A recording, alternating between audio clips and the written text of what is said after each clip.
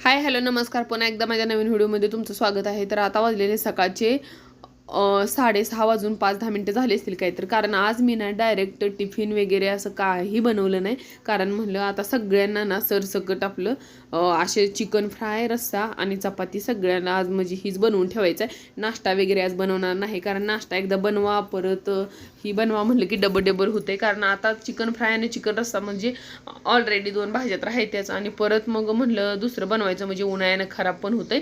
तर काय करते, नाश्ता काय बनवतच नाही, डायरेक्ट ही आपलं सगळं बनवून घेते स्वयंपाक. तर मग काय केलं, लांब लांब असे 4-5 कांदे चिरून घेतले, थोडंसं धना पावडर घातलं, थोडंसं हळद घातली, थोडंसं काळं तिखट घातलं.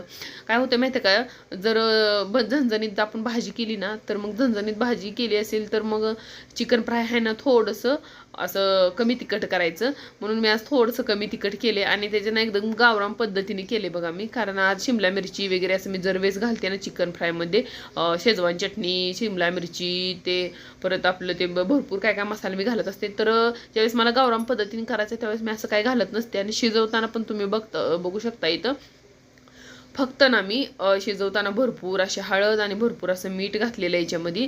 आणि ते मस्त असं हलवून घेऊन ते तसं शिजायला टाकणार आहे, म्हणजे शिजवणार आहे आम्ही आता ते तसंच.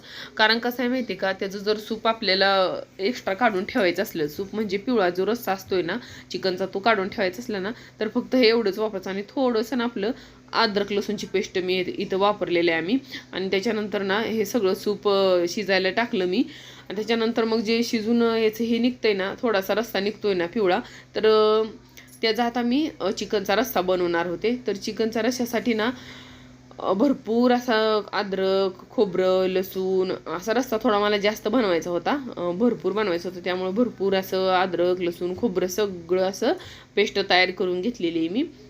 आणि कोथिंबीर आहे ना, मी कधीच असं म्हणजे त्या पेस्टमध्ये ॲड करत नाही बघा, कारण ती मी वरूनच टाकते कोथिंबीर, आम्हाला तसंच आवडतं. तर त्याच्यानंतर ना ते सगळं असं मस्त तळून घ्यायचं. आणि त्याच्यामध्ये ना बेसिक मसाले घातले मी, थोडीशी हळद. जरी ही पिवळा जरी आपण रस्सा याच्यात ओतत असलो ना, तरी पण थोडीशी ना हळद ओतायची, म्हणजे कसं छान कलर येते त्याला. म्हणजे एकदम जर काळपट कलर येत नाही भाजीला, एकदम छान असं म्हणजे हॉटेलमधल्यासारखा कलर येते भाजीला. आणि अशी मस्त भाजी बघा, कलर किती छान आलाय, कारण थोडा हळदीचा आणि थोडा तिखटाचा काळपटपणा असं मिक्स होऊन ह्याला मस्त असं हॉटेलसारखा कलर येते भाजीला. तर मस्त चिकनची भाजी, पिवळा रस्सा हे सगळं मी बनवून घेतलेलं होतं. पण ना एवढं दूध पण मी आणले, कारण हे आजच्यासाठी नाही, तर मला हे ना आज संध्याकाळी असं दही लावायचं आहे आणि थोडंसं ताक पण बनवायचं आहे. तर मी ते पुढच्या व्हिडिओमध्ये दाखवेन तुम्हाला. कारण आता ते फक्त आज तापून वगैरे ठेवणार आहे मी आणि संध्याकाळी दही लावणार आहे.